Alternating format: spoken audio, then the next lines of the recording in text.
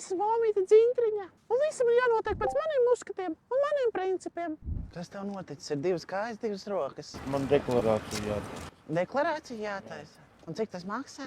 10 eiro. Rekas pat papīrs var parādīt. Nu, parādiet papīrus, kas te būs. Jūs te sēžat vīrietis, te cilvēks tajā, mazi bērni jaunieši. Kādu piemēru mēs rādam? Nu jā, kaut kādu apliecību tu man te rādi. Tā nav apliecība. Labi, nu un ko tu gribi 10 eiro? Man pirmdien jātaisa viss. Es tev iedošu 10 eiro, bet tu celsies augšā. Jā, labi. Tad celies. Te nebūs tā, ka te vīrieši šitā te izgulsies. Cik tev gadi ir? 43. 43 gadi, un tu zini, cik man ir? Pār pa 60. Un pār pa 60. Kurš ir vecāks? Jūs.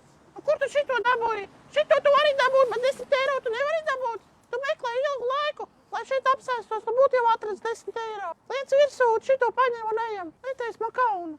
Es atvainojos, jums plikas kājas ir, vai tiešām nav augsti? Foršas botas jums tādas jauneklīgas esat.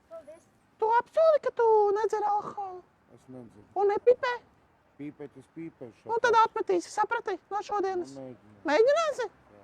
Mēģinās nav zaudēt, zini? Un pieauc vīrietis, tu taču vari iet strādāt. Man arī brālis nomira.